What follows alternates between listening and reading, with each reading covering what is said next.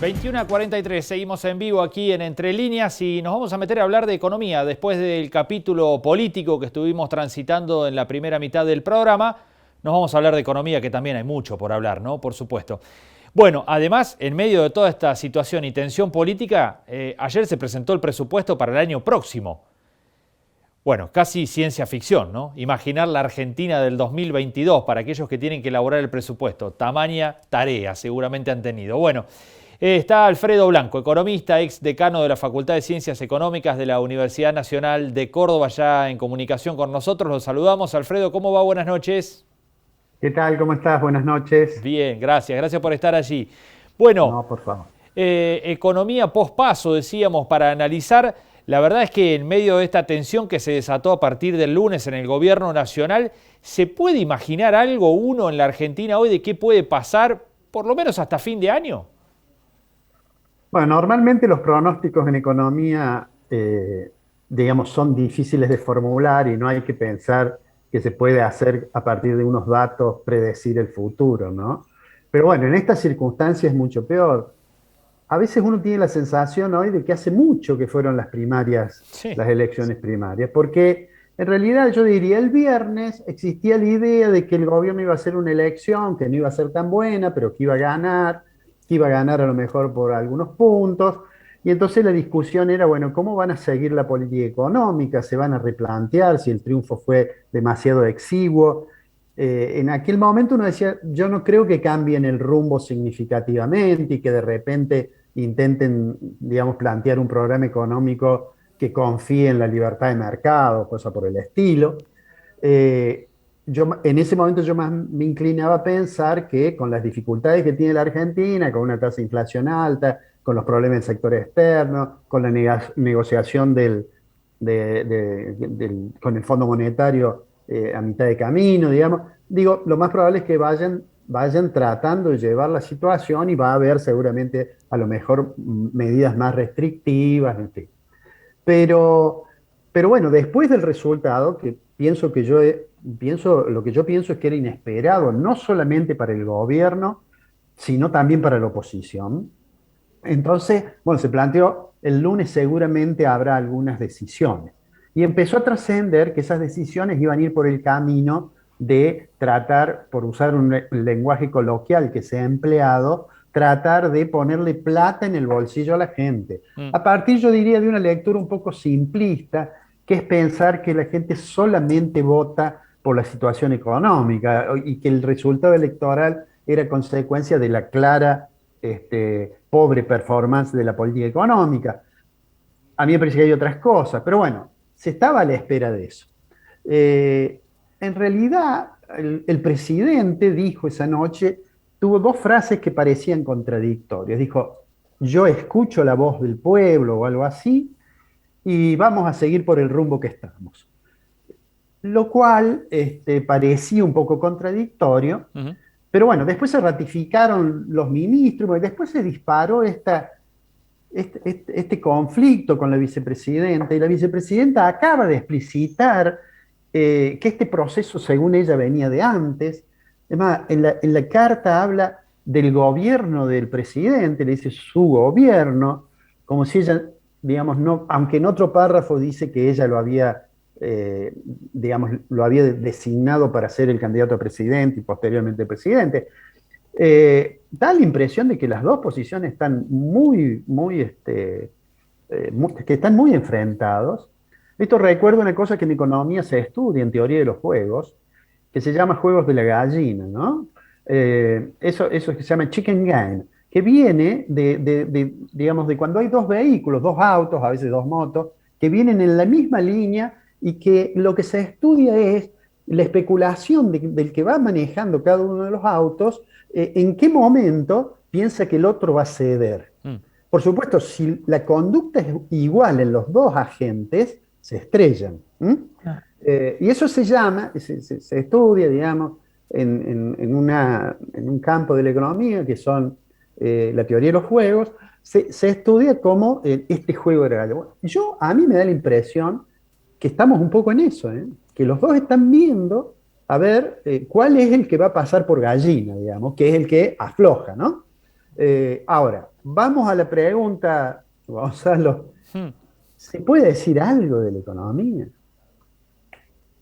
Lo único que se puede decir es lo que uno podía decir antes de estos sucesos, que la economía argentina tiene una situación realmente complicada, con una tasa de inflación muy alta. El presupuesto que ha presentado Martín Guzmán, digamos, lo he revisado hoy muy rápidamente, obviamente hay que mirarlo con cuidado, pero a mi juicio tiene una dosis de optimismo que es incompatible con la realidad política. Hmm. Es decir, tiene, digamos, se fija ciertas metas, por ejemplo, de déficit primario, que uno no sabe qué va a pasar finalmente en el gobierno. Si por ejemplo, lo que dice la expresidenta y actual vicepresidenta, dice, yo no propongo locuras, dice en su carta, lo que quiero es una política fiscal más expansiva. Bueno, una política fiscal más expansiva en este presupuesto que está elaborado allí significaría aumentar el nivel del déficit primario. O sea, tiene una tasa de inflación, digamos, por debajo del 40%, cuando uno ve todos los días el relevamiento expectativo de mercado del Banco Central está en el 43%. O sea, me parece que se puede decir pocas cosas buenas, digamos, ¿no? Pero Me además parece, Cristina sí, lo acusa de subejecutar el presupuesto que hoy se está llevando adelante. Es decir, tiene mucho más para gastar, mucho más para ampliar el déficit y meter plata en la economía, cuando la acusación desde los otros sectores es la contraria, precisamente. claro, es como decís, Marcos, hay un párrafo que menciona la subejecución presupuestaria. En realidad todos sabemos que en los primeros 3 meses, diría yo, 4 meses, el gobierno hizo un ajuste, que no lo dijo porque no va en línea con el discurso político, decir hicimos un ajuste. Lo que no dijo el gobierno, y que despertó cierto entusiasmo en algunos analistas muy partidarios de la reducción del déficit, ¿no? Pero lo que no vieron es que eso era básicamente consecuencia de que había nuevos impuestos Hmm. y de la inflación. Entonces, la tasa de inflación le reducía los gastos en términos reales, los ingresos nominales aumentaban porque hay impuestos que se ajustan por la evolución de los precios, y bueno, aparentemente eso lo disgustó muchísimo a la presidenta. Yo honestamente creo, hoy leyendo el mensaje del presupuesto, veía muchos de los números que ha venido manejando Culfas, ¿no? Culfas hacía un ejercicio por mostrar que la economía se estaba recuperando. Claro. Este, yo no sé si fue con ustedes conversando, que yo dije, esto me da la sensación cuando lo veo a Culfas, que estuvo dando una charla y dando los datos de inversión, los datos de empleo, eligiendo los datos, ¿no? Y diciendo que había una recuperación bárbara. Yo pensaba, es Culfas en el País de las Maravillas. Porque en realidad, cuando uno mira el espectro más general, ¿no? Como dicen los norteamericanos, the big picture, cuando uno mira todo el escenario, y bueno, la recuperación no era tan significativa y era muy heterogénea, ¿no? En el presupuesto, en el mensaje del presupuesto han puesto que esperan una recuperación y cuando analizan dicen, sí, hay bastante heterogeneidad. Claro. Pero bueno, el presupuesto eh, uno no sabe, da la impresión de que es como una especie de instrumento de planificación o de planeamiento económico, uno diría no nato, porque cuando estaba por nacer, sobrevino esta crisis Claro. en la alianza gobernante. Quedó Entonces, bueno, viejo, inmediato. claro, quedó viejo al nacer, digamos. Claro, claro. Alfredo, cuando se habla, usted mencionaba recién la cuestión del déficit y demás, cuando se habla de déficit siempre se está discutiendo si más gasto o menos gasto. No hay tanto interés en discutir cómo agrandar la torta por ahí, ¿no? Cómo generar más ingresos, que no sea, por supuesto, vía subir impuestos, porque eso ya no hay mucho más margen que digamos, ¿no? Bueno, en realidad lo que no se discute, me parece a mí más explícitamente, es la eficiencia con que se aplican los recursos. Ujú. Eh, en realidad, por supuesto, el mecanismo más sencillo para cualquiera que está en la función pública es decir, bueno, inventemos otro impuesto. Claro. ¿No? Ahora el problema que debería saber, los economistas lo saben, que la creación de impuestos, en la medida en que quita recursos de un sector, implica que ese sector tiene o menos demanda o tiene menos ahorro, con menos capacidad de inversión o cosas por el estilo. Y Argentina se merecería una discusión sobre el sistema tributario un poco más seria, sobre la regresividad del sistema tributario, sobre el nivel de la presión fiscal de la Argentina. Eh, bueno, eso no se hace. Yo creo que eso es porque los funcionarios hay que estar ahí sentados, están urgidos por el corto plazo, ¿no? Y, y bueno, toman medidas que resuelven problemas de corto plazo y que a veces son inconsistentes con el sendero de mediano y largo plazo. Eso, eh, digamos, me parece que le ha pasado a este gobierno, le pasa a Martín Guzmán, que por estas horas, supongo yo, estará viendo pues, cómo es su continuidad, ¿no? A mí me parecería un desatino que lo sacaran al ministro, que hasta ahora ha sido básicamente el ministro de la Deuda Externa, Sí. en el medio de la negociación con el fondo, porque ya por estas horas yo supongo que en el fondo deben estar pensando, dice, bueno, con este gobierno que tiene esta fragilidad, bueno, no avancemos muy rápido, ahora el fondo no va a querer avanzar muy rápido hasta ver cómo se resuelve este conflicto, que digamos que me parece que todo el mundo desea que se resuelva bien, a pesar de que los dos jugadores que vienen manejando los vehículos, da la impresión que ninguno va a ceder. Claro. Porque además trascendió el hecho de ser solamente un problema de gabinete, ya no tenemos un problema de gobernabilidad, ya trasciende y alcanza la figura presidencial.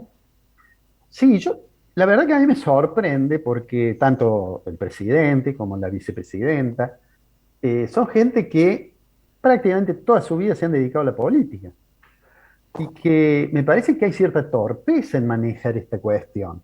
La nota de la vicepresidenta dice que se reunió una cantidad innumerable de veces Ujú. y pone casi como una pequeña digresión, generalmente porque yo lo llamé, como una cosa ya medio personal, ¿no? Mm. Y eso a mí me parece que muestra una actitud poco proclive a encontrar una salida. Por supuesto, alguna salida habrá. Ahora, insisto, me parece que fuera del aire hablábamos con Marcos y yo decía, en ajedrez hay una jugada que se llama Zugzwang, una posición que se llama Zugzwang, que la posición de Zugzwang es cuando uno tiene que mover y cualquier cosa que mueve es malo. Y a mí me da la impresión que el gobierno quedaba así, porque, por supuesto, el presidente Fernández no puede mañana decir, mire, a ver qué quiere que haga y hacer todo lo que quiere la vicepresidenta, obviamente que no. Ni la vicepresidenta puede decir, bueno, en realidad esa carta no la tome en cuenta, haga usted lo que quiera. Lo más probable es que habrá que buscar una intersección en lo cual se negocie algo. De todos modos, un gobierno que está a 2 meses de las elecciones, que tiene una negociación abierta con el fondo, que tiene una tasa de inflación elevadísima, presentar ese conflicto. Yo pensaba, digo, los que tienen que hacer el presupuesto, los gerentes de las compañías grandes que por estos meses hacen el presupuesto. En la economía argentina es muy difícil presupuestar para el año que viene. Digo, ¿cómo calcularán? Bueno, ahora es directamente imposible. Ujú. Alfredo, en estos momentos hablando del sector privado, ¿no? Y de cómo mira el escenario y qué hace, ¿levanta los remos el sector privado en este momento? ¿Se queda esperando? ¿No toma ninguna decisión? ¿Qué actitud toma en momentos como estos? Bueno, yo digo, el sector privado generalmente tiene una cierta dosis, yo diría, no es siempre racional la decisión de invertir, ¿no? Ajá. El empresario en general es proclive a invertir, siempre piensa que le van a salir bien los negocios. Hay algo en su espíritu, algo que Keynes llamaba animal spirit, es decir, como un espíritu animal en el sentido de instintivo, digamos, ¿no?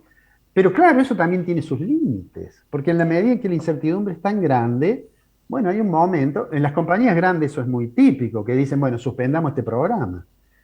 En los empresarios pequeños y medianos, bueno, tratan en alguna medida esos empresarios son sobrevivientes de muchas crisis, Claro. entonces tratan de tomar ciertos recaudos. Ahora, lo que pasa es que cada vez, digamos, se va acotando más digamos, el universo de los que dicen, bueno, no, va a salir esto. Entonces, lo que ocurre en realidad es que eso afecta las decisiones de inversión y afecta las decisiones de inversión, aunque no se perciba en el corto plazo, y compromete digamos, la performance macroeconómica de mediano plazo.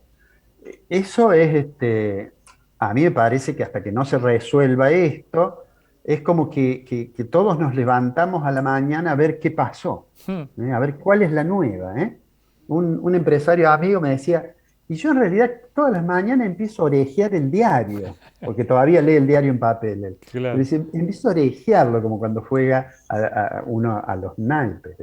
Pero es una situación realmente muy complicada y es muy decepcionante que los responsables máximos de la conducción nacional, que son el presidente y la vicepresidenta, no hayan logrado a lo mejor resolver esta cuestión mediante algún procedimiento que no, como decía recién Marcos, no se trasladara tan públicamente que comprometa potencialmente, digo, la gobernabilidad, ¿no? Bien, bien.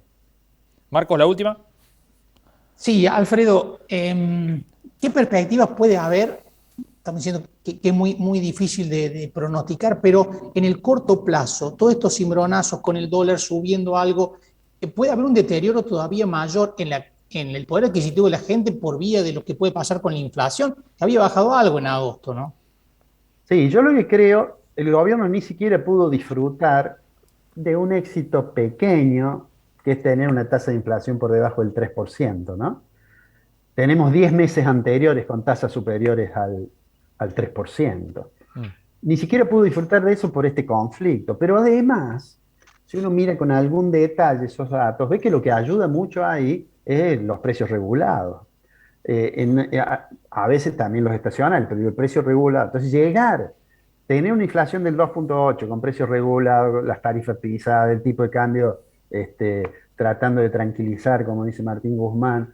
Digo, me parece que el mes que viene tenemos más del 3 seguro, porque hay algunos aumentos que ya han sido autorizados.